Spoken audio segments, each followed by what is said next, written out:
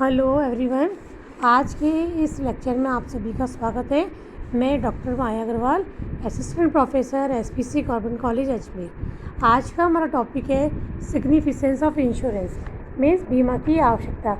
आज जैसा कि आज हम सभी जानते हैं, बीमा जोखिम को कम करने का एक साधन है और दिन प्रतिदिन बीमा की आवश्यकता बनती जा रही है, क्योंकि आज हर जगह जोखिम है। जैसा कि व्यवसाय में जोखिम विद्यमान है, व्यवसाय जोखिम का खेल है। आज वही व्यक्ति व्यवसाय में सफल हो सकता है जो जोखिम उठाने की शक्ति रखता है। तो जोखिम से बचने का एक माध्यम बीमा है, जिसके कारण इसकी आवश्यकता बढ़ती जा रही है। तो आज जो हमारा टॉपिक है बीमा की आवश्यकता, इस विषय को समझने के लिए हम कुछ बिंदुओं पर चर्चा करते हैं, जो कि इस प्रकार है। तो नंबर 1 हम देखते हैं सुरक्षा। जैसा कि बीमा का सबसे बड़ा लाभ यही है कि बीमा हमें भविष्य में होने वाली अनिश्चितताओं की सुरक्षा प्रदान करता है, क्योंकि बीमा के द्वारा हम अपनी जो भविष्य में जोखिम है उनको कुछ अनुमान लगाकर कुछ उसके जोखिम की संभावना को कम कर सकते हैं, और भविष्य में अगर हानि होती है तो उससे हम आर्थिक सुरक्षा प्राप्त कर सकते हैं। इसी प्रकार अगर हम देखें तो बीमा के द्वारा व्यक्ति को निवेश का एक माध्यम भी माना गया है। क्यों माना गया है? क्योंकि बीमा, जैसा कि जीवन बीमा अगर हम लेते हैं तो जीवन बीमा में हमें निवेश का अवसर मिलता है, क्योंकि जीवन बीमा में निश्चित है या तो व्यक्ति स्वयं जीवित रहेगा या फिर उसकी मृत्यु हो जाने के पश्चात उसके जो नामांकित व्यक्ति है उसको राशि का भुगतान कर दिया जाएगा।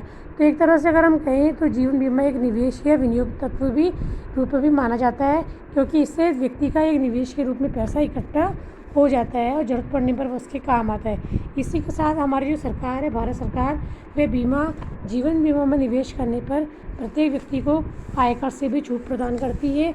इस कारण भी बीमा एक निवेश का अच्छा माध्यम माना जाता है।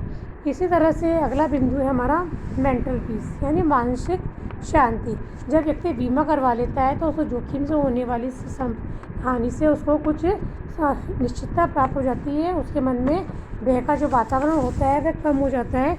व्यक्ति मानसिक रूप से शांत रूप से कार्य करता है, क्योंकि होता ही है जैसे कि हमारे मन में अगर बहुत चिंताएं होंगी तो हमारा मन किसी भी कार्य में करने में नहीं लगेगा। तो बीमा जो है इस मानसिक चिंता से हमें मुक्त करता है। बीमा के द्वारा व्यक्ति अपनी जोखिम को काफ़ी हद तक कम कर लेता है। तो ऐसी स्थिति में वह शांत ढंग से स्वस्थ वातावरण में रहकर कार्य करता है, जिससे उसके मन कार्य में लगता है, उससे कार्य क्षमता में वृद्धि भी होती है।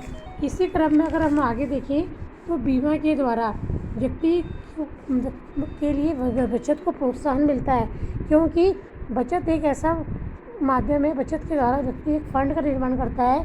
भविष्य में जब उसकी ज़रूरतें होती है तो उस बचत का उपयोग करके वो अपनी ज़रूरत को पूरा कर सकता है। तो ये ऐसी स्थिति में बचत करने में भी बीमा महत्वपूर्ण योगदान दे रहा है। इसी प्रकार से अगर आप देखें भविष्य की आवश्यकताओं का नियोजन, जैसा कि हम जानते हैं भविष्य का पूर्वानुमान पूरी तरह से शुद्धता रूप से लगाना तो कठिन है, परंतु हम कुछ उसका अनुमान लगा सकते हैं। तो ऐसी स्थिति में बीमा जो है होने वाली भावी हानि से सुरक्षा का एक माध्यम बनता है और हमें लाभ पहुंचाता है। इसी तरह से अगर हम देखें बीमा करवाने से व्यक्ति को साख सुविधाएं प्राप्त करने में आसानी रहती है, क्योंकि अगर किसी व्यक्ति ने अपना जीवन बीमा पत्र ले रखा है और वो तो अपने जीवन बीमा प्रीमियम की निश्चित भाग पर वो ऋण भी ले सकता है, और जीवन बीमा का वे प्रीमियम पर ऋण लेके अपने जो कार्य हैं वो पूर्ण कर सकता है। तो इस तरह से अगर हम देखें तो बीमा जो है साख सुविधाएं प्रदान करने में भी एक महत्वपूर्ण योगदान दे रहा है। इसी तरह से अगर हम देखें तो बीमा से व्यक्ति की ख्याति में वृद्धि होती है। ख्याति में किस प्रकार वृद्धि होती है? क्योंकि जिन लोगों ने अपना बीमा करवा रखा है उनका जीवन स्तर अच्छा माना जाता है, उनका परिवार सुखी माना जाता है। तो इससे बीमा करवाकर व्यक्ति अपनी आर्थिक हितों की रक्षा करता है, ये साथ में उसकी गुडविल भी बढ़ती है। अगले बिंदु में अगर हम देखें तो जैसा कि मैंने पहले बताया, बीमा बचत का माध्यम है, विनियोग के अवसर प्रदान करता है।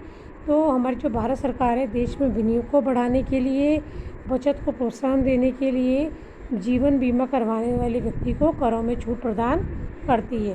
करों में छूट प्रदान करने के लिए प्रत्येक व्यक्ति को अपनी जो प्रीमियम एक निश्चित राशि प्रत्येक वर्ष जीवन बीमा के रूप में जमा करवानी होती है।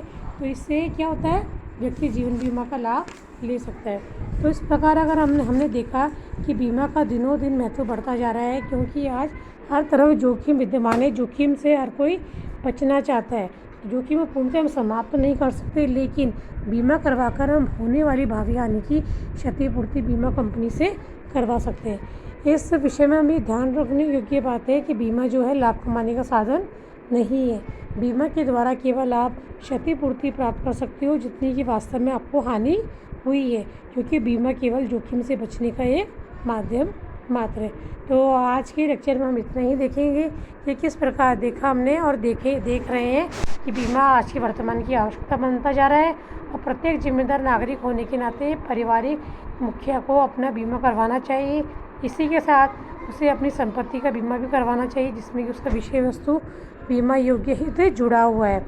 वह अपनी विषय वस्तु का अग्नि बीमा करवा सकता है, समुद्र बीमा करवा सकता है और इस प्रकार अपने जीवन का जीवन बीमा करवाकर अपने परिवार की आर्थिक सुरक्षा कर सकता है। Thank you.